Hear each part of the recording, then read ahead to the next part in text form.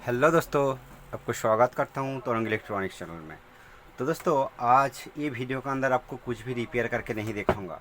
बहुत एक important topic के ऊपर डिस्कस करूंगा कि जो मार्केट का अंदर जो CRT चाइना PCB, इसका अंदर जो ये EST देखा जाता है, ये EST ऑन होने का बाद कौन कौन वोल्टेज मिलता है, और EST ऑन नहीं होगा तो क्या प्रॉब्लम आएगा, तो क्या सिम्टम आएगा, इसका ऊपर डिटेल्स आपको ये वीडियो के अंदर बताऊंगा।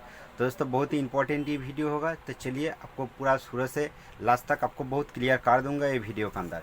मेनली न्यू टेक्नीशियन आप ये वीडियो देख सकते हो, और दोस्तों पुराना टेक्नीशियन होगा तो आप अभी इसी टाइम ये वीडियो को स्किप कर सकते हो।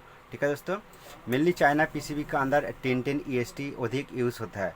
बट दोस्तों 1010A और 1010E दोनों नंबर का जो EST होता है, दोनों नंबर EST का बहुत फ़र्क होता है, बट पिन कनेक्शन सेम होता है। ठीक है, इसका ऊपर मैं ऑलरेडी एक डिटेल्स वीडियो बना के रखा है, वो वीडियो आप नहीं देखा है तो ये वीडियो का डिस्क्रिप्शन बॉक्स फॉलो कीजिए, उसका अंदर मैं लिंक दे दूँगा। ठीक है दोस्तों, तो दोस्तों चलिए फास्ट, ये जो EST है 1010 EST, ये EST का सप्लाई जो होता है, देखिए इधर से काउंट करेगा तो 1 2 3 4, ये 4 नंबर पिन इसका EST सप्लाई होता है। मतलब ये 4 नंबर पिन पर एक सप्लाई वोल्ट आता है, जो बीच में रेजिस्टेंस हो सकता है, कॉयल हो सकता है, जंपर हो सकता है, यहाँ से सप्लाई आता है। तो दोस्तों ये जो सप्लाई आता है उसका पहले एक डायोड मिलता है, और ये जो डायोड रहता है, ये जो पावर सेक्शन का चॉपर है, चॉपर का कुछ भी एक पिन से मेनली अलग अलग डिजाइन का ऊपर ये चॉपर का पिन अलग हो सकता है। ये 2 नंबर पिन है, बट ये 3 नंबर पिन भी हो सकता है, और ये 5 नंबर पिन भी हो सकती है, चॉपर का डिजाइन के ऊपर डिपेंडेंट है।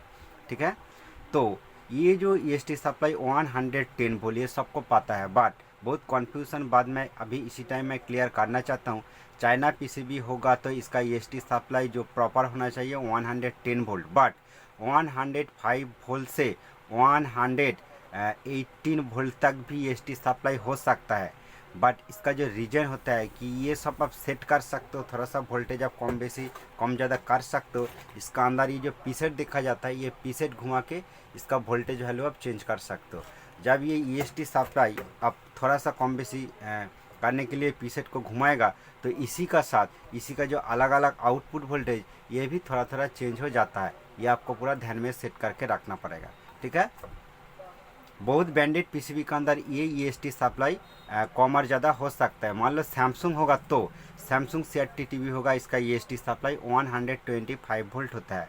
इसी तरह बहुत अलग अलग PCB देखा जाता है जिसका EST सप्लाई 130 वोल्ट भी हो सकता है। सोनी का बहुत PCB के अंदर 130 वोल्ट EST सप्लाई होता है, और कुछ कुछ पुराना PCB के अंदर ओनली 19 वोल्ट, ठीक है 19 वोल्ट EST सप्लाई होता है।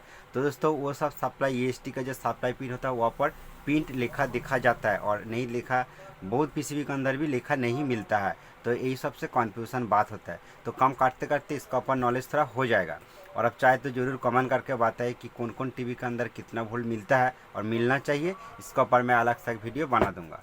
ठीक है, तो EST सप्लाई हो गया। तो दोस्तों EST सप्लाई, EST पर जाने का बाद EST ऑन नहीं होता है। EST ऑन होने के लिए आपको PCB को स्टैंड बाई से ऑन करना पड़ेगा। मान लो ये चाइना PCB है, ये चाइना PCB को स्टैंड बाई से ऑन करना पड़ेगा। तो दोस्तों स्टैंड बाई ऑन अलग बात है और EST अलग बात है। स्टैंड बाई से ऑन मतलब स्टैंड बाई वोल्टेज ऑन होना चाहिए। जब स्टैंड बाई वोल्टेज ऑन होगा, स्टैंड बाई वोल्टेज मतलब कि रिमोट से और पैनल से कुछ भी बॉटम दबाने का बाद जब स्टैंड बाई से PCB को ऑन करेगा, तो ऑन करने का बाद ये जो IC से एक signal, H out signal driver transistor पर आता है। तो दोस्तों ये ड्राइवर ट्रांजिस्टर पर जब सिग्नल आएगा, वो सिग्नल आने के बाद ये हॉरिजेंटल सेक्शन मतलब ये EST सेक्शन सब कुछ पार्ट्स ओके होगा, तो तब EST ऑन होगा। ठीक है, अब पूरा ध्यान में सेट कर लीजिए कि जब यही सिग्नल मेन IC से एच आउट सिग्नल जब ड्राइवर ट्रांजिस्टर पर आएगा, और ये ड्राइवर ट्रांजिस्टर से इसका driver coil output transistor boost PF ये EST सब कुछ ओके होने का बाद, और EST सप्लाई ओके होने के बाद तब EST बनेगा। जब EST बनेगा तो तब EST बनने के बाद स्क्रीन पर लाइट आता है। तो दोस्तों बट EST ऑन है तब भी लाइट नहीं आएगा, तो उसका रीज़न क्या है ये भी आपको बहुत क्लियर करके बताऊंगा। ठीक है, और EST ऑन नहीं है तब भी साउंड आ सकता है। आपको ये PCB को स्टैंड बाई से ऑन होना चाहिए।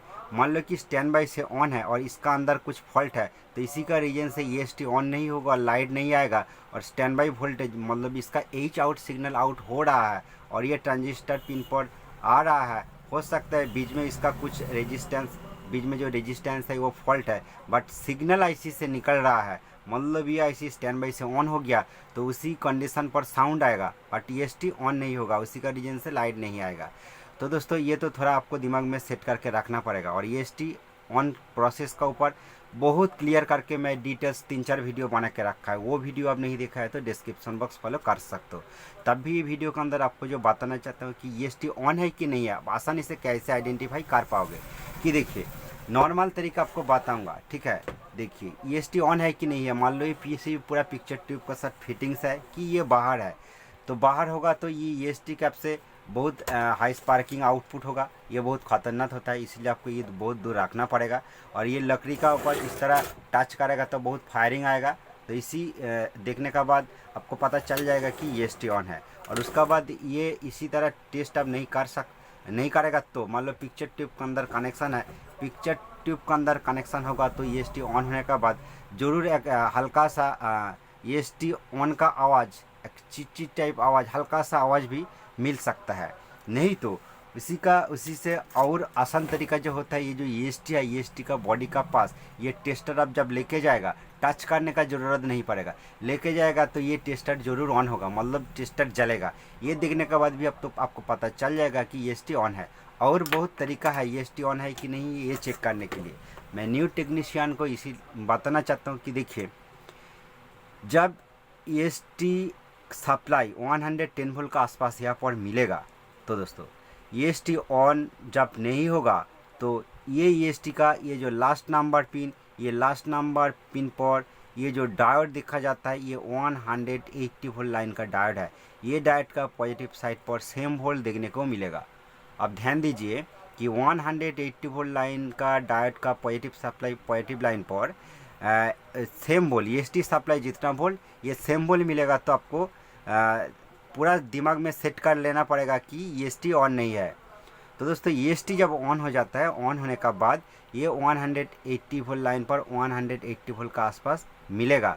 जब योक कॉइल मतलब ये हॉरिजेंटल जो योक कॉइल है, ये योक कॉइल कनेक्शन होगा, तो जब ये कॉइल मतलब ये हॉरिजेंटल योक कॉइल कनेक्शन आप ओपन करके रखा है, तो इसीलिए यहाँ पर 110 वोल्ट का ऊपर वोल्टेज आएगा, मतलब EST सप्लाई जितना इसी से ज़्यादा वोल्ट मिलेगा, मतलब 130 वोल्ट हो सकता है, 40 हो सकता है, 50 हो सकता है, 60 भी हो सकता है। और योक कॉइल लगाने के बाद वो वोल्टेज बढ़ जाता है। तो दोस्तों इसी के ऊपर और मैं आपको क्लियर करना चाहता हूँ कि अलग अलग योक कॉइल का जो ओम्स होता है वो अलग अलग होता है, तो इसीलिए अलग अलग योक कॉइल लगाने का बाद यहाँ पर वोल्टेज चेंज हो जाता है, ठीक है। तो इसका साथ जब EST ऑन हो जाएगा, EST ऑन होने का बाद ये देखिए ये लास्ट नंबर पिन आपको बात है, उसके बाद ये ABL पिन और उसके बाद ये नीचे 3 नंबर इधर से काउंट करेगा, तो ये फिलामेंट सप्लाई पिन, ठीक है दोस्तों।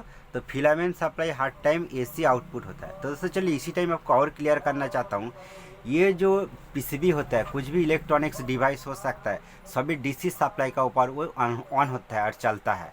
बट ये AC सप्लाई फिलामेंट कैसे होता है, फिलामेंट सप्लाई AC कैसे होता है, तो आपको और क्लियर करना चाहता हूँ कि कुछ भी इलेक्ट्रॉनिक्स डिवाइस हो सकता है, कुछ भी PCB हो सकता है। ये जो चॉपर है, ये चॉपर से जो आउटपुट वोल्टेज निकलता है सभी AC होता है। और चॉपर जैसा, चॉपर मतलब इसका अंदर कॉयल है, और दोस्तों EST इसका अंदर भी कॉयल है। तो दोस्तों EST को एक्स्ट्रा हाई टेंशन ट्रांसफार्मर भी बोला जाता है, तो ये भी एक ट्रांसफार्मर है। इसका अंदर जो कॉयल है, कॉयल से भी सभी EST ऑन होने के बाद सभी AC वोल्ट आउटपुट निकलता है, ये भी दिमाग में पूरा सेट करना पड़ेगा। तो उसका बाद कैसे ये DC होता है ये सबको पता है, तब भी आपको बताना चाहता हूँ कि देखिए AC सप्लाई ये PCB पर इन होता है, और इन होने के बाद ये जो सप्लाई जाता है बीच में चारों डायोड दिखा जाता है, ये चारों रेक्टिफाइड डायोड होता है। ये डायोड AC को DC कर देता है और मेन फिल्टर कैपेसिटर पर आता है, और ये DC वोल्ट ये पूरा रेगुलेट करता है। उसका बाद ये AC वोल्ट ये पावर सेक्शन रेगुलेशन होने का बाद इसका जो आउटपुट वोल्टेज चॉपर से जो वोल्टेज आउटपुट होता है सभी वोल्टेज AC होता है। और AC का बाद ये एसी वोल्ट को डीसी करने के लिए सभी सप्लाई लाइन का साथ एक एक डायोड देखा जाता है। ये सभी डायोड एसी वोल्ट को फिर भी डीसी कर देता है और ये डीसी वोल्टेज अलग अलग सेक्शन पर जाता है, इसलिए डीसी वोल्टेज ईएसटी पर भी आता है।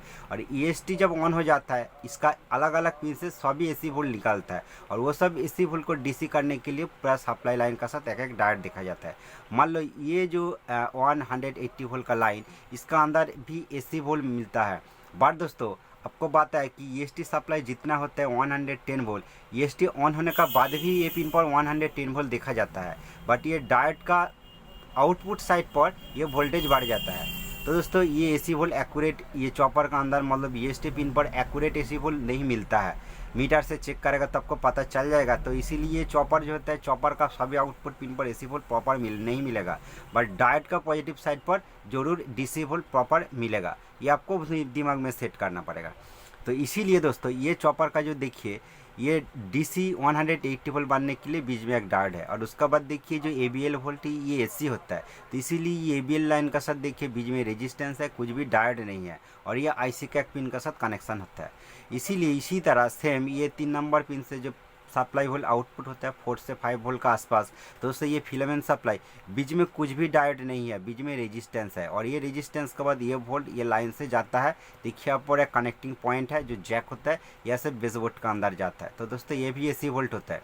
और उसका बाद चलिए नेगेटिव है, नेगेटिव का साथ तो दोस्तों ये जो चाइना पीसीबी का 1010 ईएसटी है, इसका ये पूरा ये साइड जो होता है एक सप्लाई पिन होता है, बाकी ये सब एच आउट जो हॉरिजॉन्टल जो ट्रांजिस्टर पर जो वोल्टेज जाता है ये लाइन का होता है और ये लाइन को अलग अलग डिवाइड कर दिया गया है कंपनी से। तो ये जो अलग अलग पॉइंट है, यह से अलग अलग वोल्टेज मतलब फ्रीक्वेंसी का साथ जो वोल्टेज निकलता है, जो हॉरिजॉन्टल जो दोनों साइड होता है दोनों साइड को एडजस्ट करने के लिए, ठीक है। तो दोस्तों कि ईएसटी जब ऑन होगा तब ये जो 100 वोल्ट आउटपुट होगा, एबीएल वोल्ट आउटपुट होगा और फिलामेंट सप्लाई आउटपुट होगा। और फिलामेंट सप्लाई देखने के बाद आपको पता चल जाएगा कि ईएसटी ऑन है। तो कुछ टाइम ऐसा होता है कि ईएसटी का जो इंटरनल कॉइल है, जो फिलामेंट पॉइंट है, ये इंटरनल एक कॉइल है। तो इंटरनल कॉइल जब कट जाएगा तो उसी का रीजन से ये पॉइंट से फिलामेंट वोल्ट आउटपुट नहीं होगा। कि आपको बात है कि फिलामेंट सप्लाई आउटपुट होता है 180 वोल्ट आउटपुट होता है, एबीएल वोल्ट आउटपुट होता है, ठीक है। ईएसटी का पास टेस्टर लेके जाएगा तो टेस्टर चलेगा। मान लो इसका सब कुछ सिम्टम ओके है बट फिलामेंट सप्लाई आउटपुट नहीं हो रहा है, तो इसका मतलब ऐसा नहीं है कि ईएसटी ऑन नहीं है। तो इसीलिए आपको बताना चाहता हूँ कि इसका इंटरनल जो कॉइल है ये ओपन हो सकता है। जब इसका इंटरनल कॉइल ओपन हो जाएगा तो फिलामेंट सप्लाई 4-5 वोल्ट ज़रूरत पड़ेगा। तो फिलामेंट सप्लाई नहीं आएगा तो ये बेसबोर्ड पर वोल्टेज नहीं जाएगा और बेसबोर्ड पर वोल्टेज नहीं जाएगा तो पिक्चर ट्यूब का फिलामेंट नहीं जाएगा। तो दोस्तों पिक्चर ट्यूब का फिलामेंट नहीं जलेगा तो लाइट कभी नहीं आएगा। तो इसीलिए आप एक्स्ट्रा आप फिलामेंट सप्लाई बना सकते हो कि ईएसटी का ये जो कोड है, ये कोड का अंदर आप 3-4 पाक क्या बताऊँगा वायर लपट कर के आप फिलामेंट सप्लाई बना सकते हो। जिसका ऊपर मैं प्रैक्टिकल एक वीडियो बना के रखा है, वो वीडियो अब नहीं देखा है तो आप वीडियो का डिस्क्रिप्शन बॉक्स फॉलो कीजिए तो प्रैक्टिकल वीडियो मिल जाएगा, ठीक है। मान लो ईएसटी ऑन है, ईएसटी सब कुछ ऑन है, तब भी लाइट नहीं आ रहा है तो क्या देखना पड़ेगा। तो दोस्तों ये ईएसटी का भी फॉल्ट हो सकता है क्योंकि ईएसटी से ये जो एबीएल पिन ये वोल्ट नहीं निकालेगा तो तब भी लाइट नहीं आएगा, ठीक है। तो और क्या देखना पड़ेगा कि ये जो पीसीबी है, ये पीसीबी के अंदर ईएसटी से सप्लाई आता है। तो दोस्तों ये G2 सप्लाई है, ये G2 सप्लाई नहीं निकलेगा तो तब भी लाइट नहीं आएगा। मान लो G2 सप्लाई निकल रहा है तब भी लाइट नहीं आ रहा है, तो इसका और जो रीज़न है कि ये जो पीएफ है, ये पीएफ निगेटिव के साथ कनेक्शन देखा जाता है। तो दोस्तों ये 102 पीएफ हो सकता है, 2 kV ये इसका वोल्ट वैल्यू है। तो ये पीएफ जब शॉर्ट हो जाएगा कि ये वोल्ट नेगेटिव पर चला जाएगा तब भी लाइट नहीं आएगा।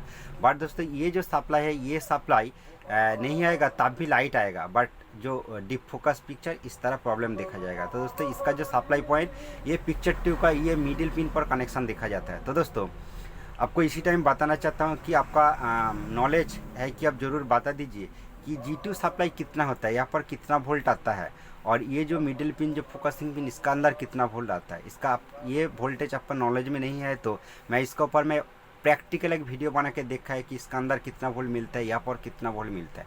ये भी वीडियो आप नहीं देखा है तो ये वीडियो का डिस्क्रिप्शन बॉक्स फॉलो कीजिए, उसका अंदर मैं एक लिंक दे के रखा है, ठीक है दोस्तों। तो मान लो ये सब वोल्टेज है G2 वोल्टेज ओके है, आप चेक करने के बाद पता चल गया कि G2 वोल्ट ओके है। इसका ABL वोल्ट ओके है, फिलामेंट जल रहा है तब भी लाइट नहीं आ रहा है। तो दोस्तों तो क्या करना पड़ेगा आपको, देखना पड़ेगा कि आपको बता सकता हूँ कि मैं बहुत दिन पहले इसी तरह एक ही प्रॉब्लम निकाला कि ये जो फिलामेंट सप्लाई देखिए, ये जो 1 2 3 ये 3 नंबर पिन से जो फिलामेंट सप्लाई आउटपुट हो रहा है, आप अच्छा करके देखिए। ये पिन से जो फिलामेंट सप्लाई देखिए, बड़ा वाला एक रेजिस्टेंस है, देखिए ये बड़ा वाला रेजिस्टेंस से फिलामेंट सप्लाई बेसबोर्ड पर जाता है। बीच में ये फिलामेंट सप्लाई लाइन का साथ एक रेजिस्टेंस है, आप अच्छा करके देखिए एक रेजिस्टेंस है, ये छोटा सा एक रेजिस्टेंस है, देखिए ये एक रेजिस्टेंस है, ठीक है। तो ये रेजिस्टेंस से एक सप्लाई लाइन देखिए आईसी के अंदर जा रहा है, ये वोल्टेज लाइन प्रॉब्लम होने के बाद भी लाइट नहीं आएगा। तो दोस्तों ये बहुत क्रिटिकल फॉल्ट है, ये सबका दिमाग में नहीं आता है, ठीक है। तो सबका दिमाग में चलेगा कि EST तो ऑन है, फिलामेंट सप्लाई फिलामेंट जल रहा है, 180 वोल्ट ओके है, ABL वोल्ट ओके है, तब भी लाइट नहीं आ रहा है। तो दोस्तों यही इसका रीज़न है, ये आप अच्छा करके देखेगा तो आपको पता चल जाएगा, ठीक है।